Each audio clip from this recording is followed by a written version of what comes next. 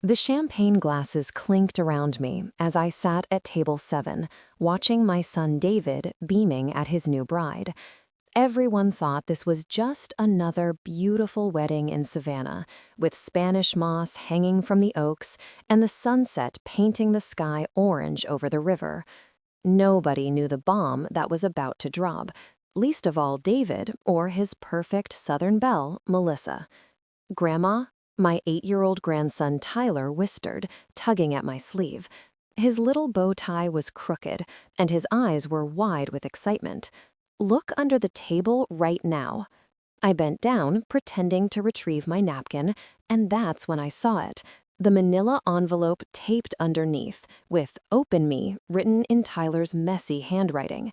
Inside was proof that would shatter this picture-perfect wedding faster than you could say "I do."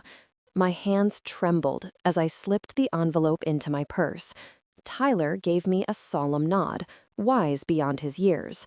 The boy had uncovered what I'd spent 30 years trying to forget, what David's father had done to me, and what David himself was now doing to his new stepdaughter.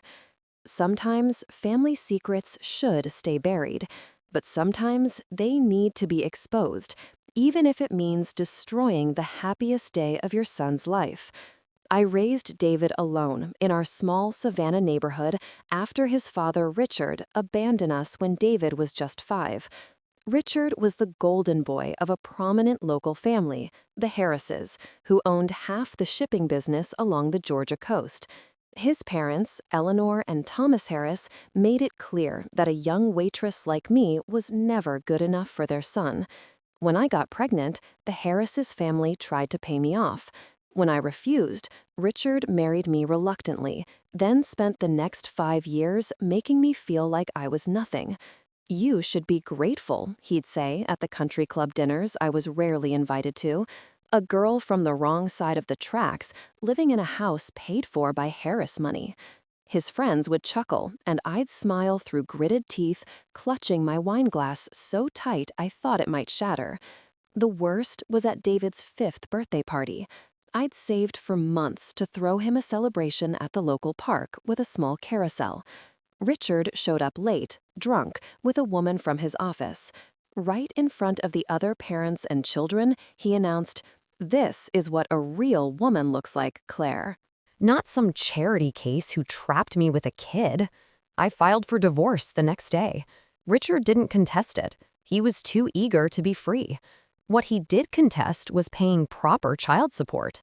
For years, I worked double shifts at the diner while my mother watched David, just so we could afford our small apartment on Abercorn Street.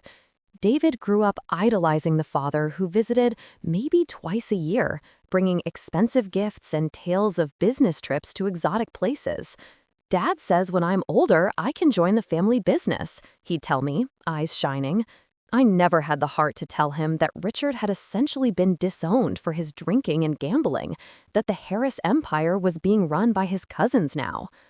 As David entered his teens, I noticed troubling similarities to his father. The charm that could turn cold in an instant, the casual cruelty, the sense of entitlement. Once, when he was 16, I overheard him on the phone describing a girl from his school as desperate trash who was lucky he even noticed her. My blood ran cold. I tried the course correct to teach him respect and kindness. Sometimes it seemed to work. David got a scholarship to Georgia State, became an accountant, and seemed to settle into a responsible life. When he met Melissa at 30, I was cautiously optimistic. She came from a good family, had a sweet disposition, and had a 6-year-old daughter, Emma, from her previous marriage. What I didn't know then was that David had secretly reconnected with Richard after college. His father, now divorced 3 times and mostly cut off from family money, had taken David under his wing. "He's teaching me about the real world, Mom," David told me when I finally discovered their relationship. "Dad says I've been listening to your victim mentality my whole life." That should have been my warning. But like many mothers, I wanted to believe the best of my son. I wanted to believe that Richard's influence couldn't undo everything I'd taught him. 3 months ago, Tyler, Emma's son from a brief relationship, came to stay with me for a weekend. While helping him unpack, I found a journal. My special book, he called it. I wouldn't have read it, but a drawing caught my eye. A sketch of a man with an angry face standing over a small girl. The girl was crying. The man looked exactly like David. Tyler, I asked carefully, who is this? That's Uncle David when he gets mad at Emma, he said simply, taking the journal back. He says if she tells anyone about the mean things, they'll take her away from Mommy. My heart stopped. The grand gesture I'd been planning for months, a family reconciliation at the wedding where I would finally introduce David to his half-sister, the daughter Richard had with another woman during our marriage, who'd reached out to me last year, suddenly seemed trivial compared to what might be happening in that house. The Savannah Yacht Club glittered with fairy lights as I arrived for the rehearsal dinner the night before the wedding. Spanish moss hung from the live oaks, swaying gently in the warm spring breeze off the Wilmington River. The Harris family had spared no expense. Crystal champagne flutes, an oyster bar, a string quartet playing quietly in the corner. Old money on full display. Eleanor Harris, now in her 80s and still formidable in her pearls and Chanel suit, nodded coldly in my direction. "Claire," she said, voice dripping with Southern politeness that masked decades of disdain, "how nice that you could be part of this special occasion." "Wouldn't miss it," I replied, matching her tone. After all, a mother should witness her son's happiness. David was across the room, his arm possessively around Melissa's waist as they chatted with the wedding planner. Melissa looked beautiful but tense, her smile not quite reaching her eyes. Emma stood nearby in her junior bridesmaid dress, unusually quiet for a 12-year-old. She flinched when David suddenly gestured in her direction. Then I spotted him, Richard. My ex-husband had aged poorly, his once handsome face bloated from years of drinking, but he still commanded attention in his tailored suit. He was regaling a group with some story, laughing too loudly. Our eyes met across the room, and he raised his glass in mock salute. "Grandma!" Tyler appeared at my side, dressed in his little rehearsal dinner suit. "I made something for you." He handed me a folded paper crane. "It's a secret keeper," he whispered. "In Japan, they say if you make 1,000, your wish comes true." "What's your wish, sweetheart?" I asked, tucking the crane into my purse. His small face grew serious. "That Emma won't have to be scared anymore." During dinner, I was seated at a table with distant relatives and friends of the bride's family. Richard gave a toast that was all charm and carefully crafted stories about David's childhood, stories he had no right to tell, having been absent for most of them. David beamed at his father's attention, while Melissa's parents exchanged uncomfortable glances. After the main course, I excused myself to the restroom. In the hallway, I overheard Melissa and her mother in heated whispers. "Can't keep making excuses, Melissa," her mother was saying. "Emma is withdrawing more every day." "It's just wedding stress," Melissa insisted, though her voice wavered. "David's been under a lot of pressure at work. That's what you said about Jake, too, before things got bad. History is repeating. Mom, please, not now. Everything's fine." They separated quickly when they realized I was there. Melissa's face was flushed, her eyes damp. "Claire," she said, forcing brightness into her voice, "is everything okay with your meal?" "Perfect," I lied. "Melissa, is everything okay with you and Emma?" Her smile froze. "Of course, just pre-wedding jitters. You know how it is." Later, while everyone was mingling over dessert, I found Emma alone on the deck overlooking the water. "It's beautiful out here," I said, standing beside her. "Are you excited about tomorrow?" She shrugged, eyes fixed on the moonlight reflecting off the river. "I guess." "You know, Emma, if there's ever anything you want to talk about, anything at all, I'm a good listener." Her eyes darted to mine, then away. "Mom says you don't like David very much." "That's not true," I said carefully. "I love my son. But sometimes we see things in the people we love that worry us." She was quiet for a long moment. "He gets really mad sometimes," she finally whispered. "He says it's my fault for not being good enough." My heart clenched. Before I could respond, David appeared in the doorway. "There you are," he said sharply. "Mom, stop monopolizing Emma. Melissa's looking for her." Emma immediately straightened, her face going blank. "Coming," she said, hurrying past him. David lingered, his eyes hard as they met mine. "You always did try to turn people against me," he said quietly, "just like you did with Dad. I'm not letting you ruin this for me." As he walked away, my phone buzzed with a text from Tyler. "Grandma, I found something in Uncle David's office. It's really bad." That night, I barely slept. The next morning, as wedding preparations swirled around us at the historic Forsyth Park mansion they'd rented, I pulled Tyler aside. "What did you find?" I asked urgently. His eyes were wide with importance. Pictures on his computer of Emma crying and messages to someone about how he's training her to behave. He reached into his pocket. "I printed this one 'cause it had your name." It was an email from Richard to David. Like father, like son, Claire never knew when to shut up either. Sometimes women need to be taught their place. Emma will learn. "I put everything in an envelope," Tyler continued, his voice dropping to a whisper. "I'll hide it under your table at the reception, table 7. As guests began to arrive and we took our places for the ceremony, my mind raced.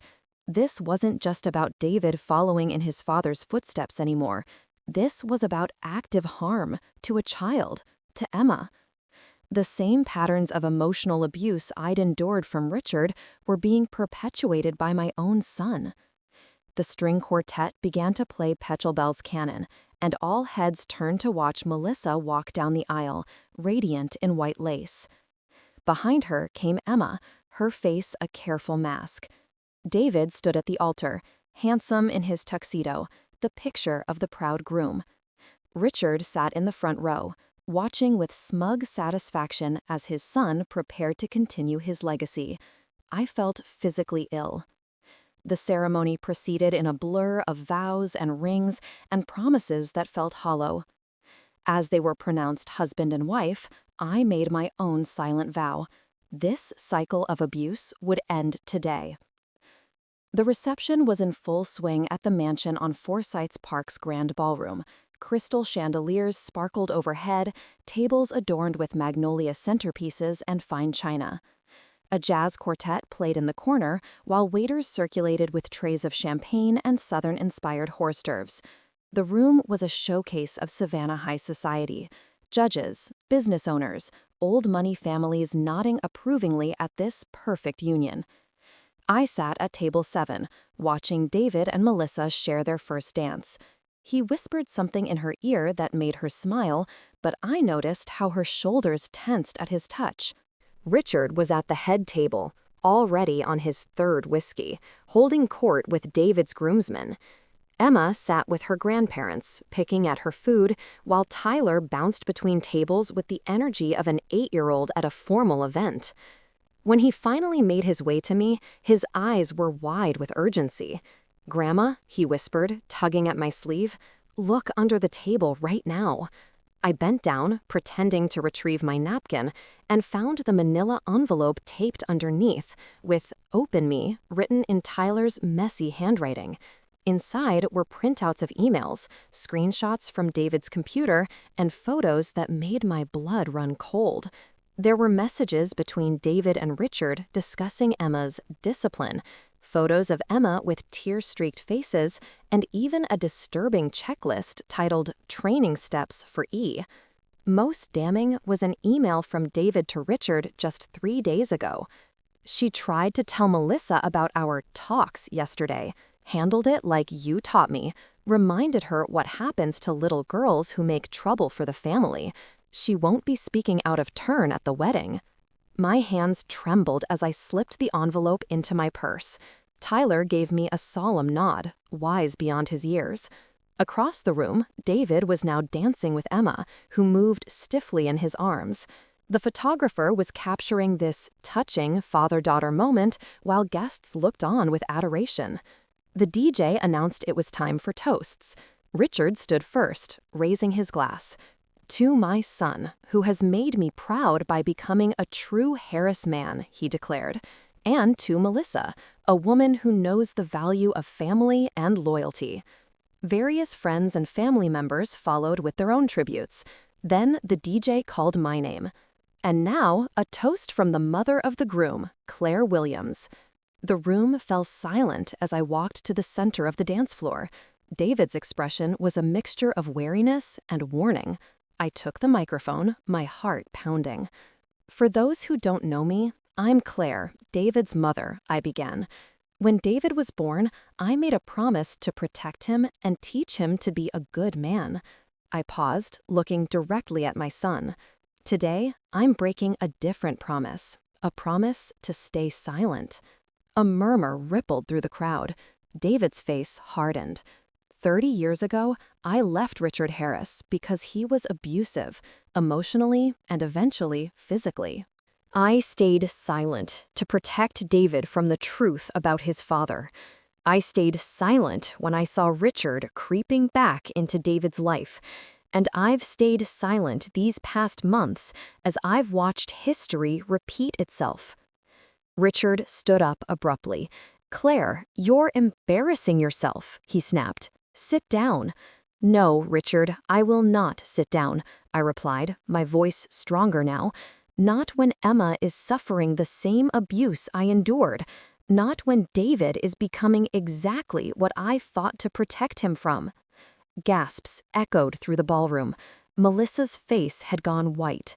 "David," I said, turning to my son, "I have evidence of what you've been doing to Emma. The emails to your father, the photos, the threats." David lunged toward me, but two of Melissa's brothers stepped between us. "You crazy bitch," he hissed. "You've always been jealous of Dad. You've always tried to ruin my life." "Emma," I called out, ignoring David's rage. "Sweetheart, you don't have to be afraid anymore. What's happening isn't your fault." Emma burst into tears, and Melissa rushed to her daughter's side, confusion and horror dawning on her face. "It's all lies," David shouted, looking frantically around the room. "She's always been unstable. Dad, tell them." But Richard was already backing toward the exit, the coward he'd always been when confronted. I opened my purse and withdrew the envelope. "The evidence is here, and I've already sent copies to Melissa's parents, to Child Protective Services, and to the police." David's face contorted with fury. "You've ruined everything," he spat. "You're nothing but trash, just like Dad always said." In that moment, looking at my son's face twisted with the same contempt I'd seen on Richard's so many years ago, I felt a strange sense of calm. "No, David, you ruined everything when you chose to become your father's son instead of mine." I handed the envelope to Melissa's father, a retired judge, who took it with grim understanding. Then I walked out of the ballroom, my head high, leaving behind the wreckage of what should have been a perfect wedding day. Outside in the garden, Emma's sobs and Melissa's horrified questions faded behind me, replaced by the gentle chirping of crickets and the distant sound of ships on the Savannah River. For the first time in decades, I felt the weight of silence lifting from my shoulders. The aftermath was chaos. Exactly as you'd expect when a family's darkest secrets are exposed at what should have been its brightest celebration. I sat alone on a bench in Forsyth Park, the Spanish moss swaying above me, wondering if I'd done the right thing. After 30 minutes, Melissa's father, Judge Robert Collins, found me there. "Claire," he said, lowering his large frame beside me, the envelope clutched in his weathered hands. "I've reviewed what's in here." His voice was grave, professional, the same tone he'd probably used in his courtroom for decades. "This is substantial evidence of emotional abuse." I know it's hard to believe. "No," he cut me off. "It's not. We've had concerns." Melissa's first husband was controlling, though not to this extent. We worried she might fall into the same pattern. We just didn't want to see it. Back at the mansion, the wedding had dissolved into chaos. Most guests had left, embarrassed or shocked by what they'd witnessed. Melissa was in a side room with Emma and her mother, while David was being restrained by hotel security after attempting to destroy the evidence and threatening several people, including Tyler. Judge Collins arranged for Emma and Tyler to stay with their grandparents that night. Melissa, still in her wedding dress, sat shell-shocked as a police officer took preliminary statements. David had been escorted from the premises, presumably to find his father, who had slipped away in the confusion. "You did a brave thing," Melissa told me later that night, her voice hollow, her makeup streaked with tears. "I should have seen it. The signs were all there." "Abusers are masters at hiding their true nature," I said gently. "I lived with Richard for years before I found the strength to leave. David was so good at making me feel like it was all in my head, that Emma was just being difficult, that I was failing as a mother." She twisted her new wedding ring. "How could I have been so blind?" In the weeks that followed, the legal machinery ground into action. Judge Collins used his connections to expedite a protective order against David. Emma began seeing a therapist specializing in childhood trauma. Melissa filed for an annulment and moved back in with her parents, her face haggard, but her eyes gradually clearing of the fog of manipulation that had surrounded her. "You did a brave thing," Melissa told me later that night, her voice hollow, her makeup streaked with tears. "I should have seen it. The signs were all there." "Abusers are masters at hiding their true nature," I said gently. "I lived with Richard for years before I found the strength to leave. David was so good at making me feel like it was all in my head, that Emma was just being difficult, that I was failing as a mother." She twisted her new wedding ring. "How could I have been so blind?" In the weeks that followed, the legal machinery ground into action. Judge Collins used his connections to expedite a protective order against David. Emma began seeing a therapist specializing in childhood trauma. Melissa filed for an annulment and moved back in with her parents, her face haggard, but her eyes gradually clearing of the fog of manipulation that had surrounded her. 3 weeks after the wedding, I received an unexpected visitor at my small house on East 40th Street. Richard's third ex-wife, Catherine, stood on my porch, elegant in her linen pants and silk blouse, but with the same haunted look I recognized from my own mirror years ago. "I saw what happened at the wedding in the society pages," she said. "May I come in?" Over coffee, Catherine revealed that she'd left Richard after discovering his methods for dealing with her daughter from a previous marriage. "He never touched her," she clarified.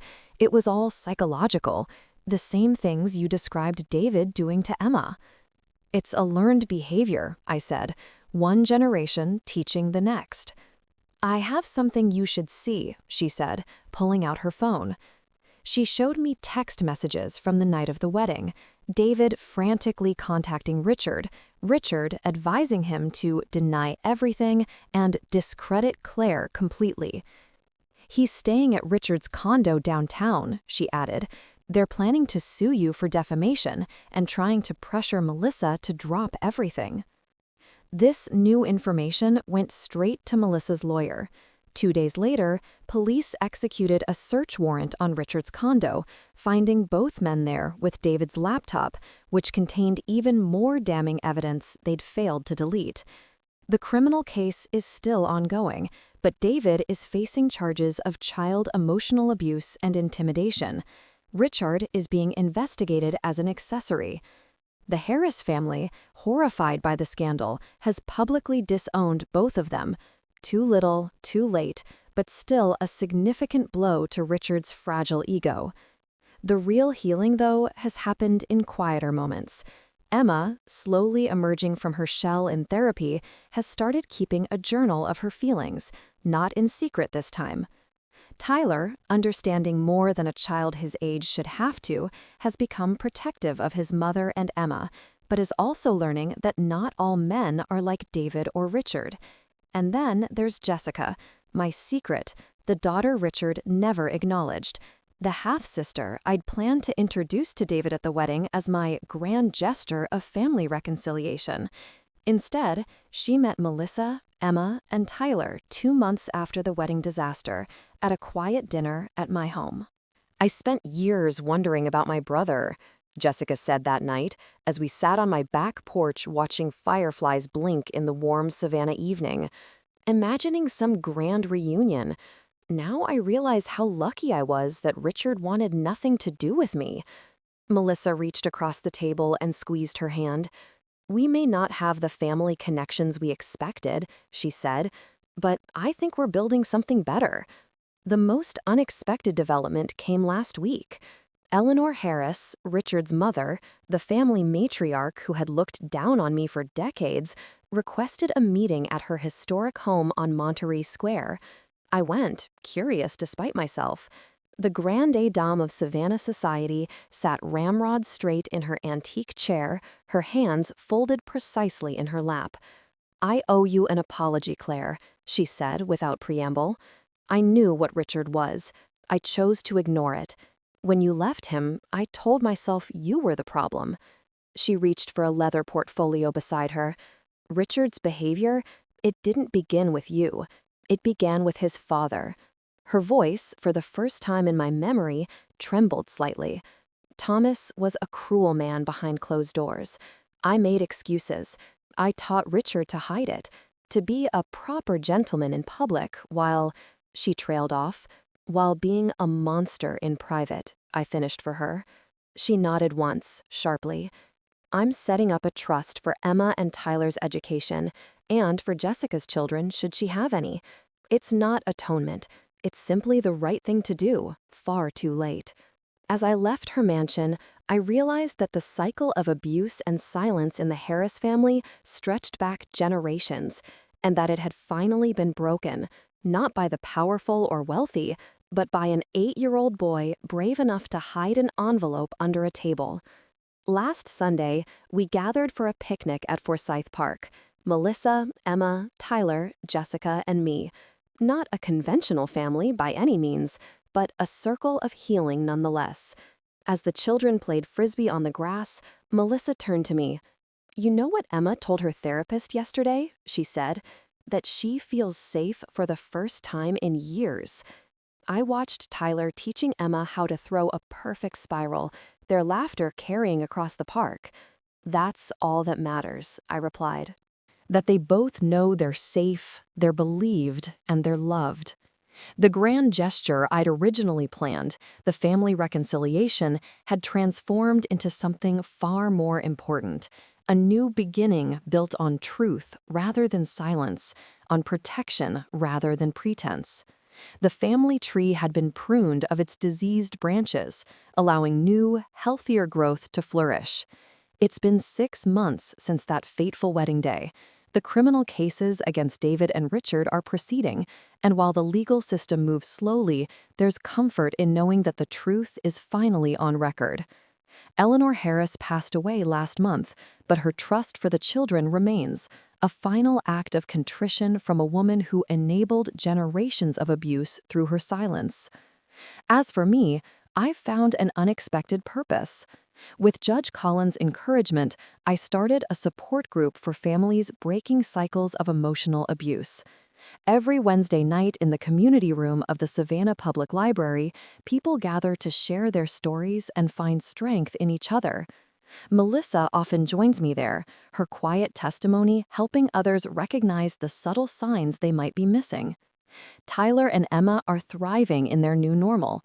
Last week at Emma's middle school art show, she displayed a powerful series of paintings titled "Finding My Voice." I watched with tears in my eyes as she confidently explained her work to visitors, no longer afraid to be seen or heard. Sometimes I look at old photos of David as a child, his innocent smile, his trusting eyes, and wonder where I went wrong, what signs I missed. But then I remember that we can only make choices for ourselves, not for others. David chose to follow Richard's path, despite all my efforts to show him a better way.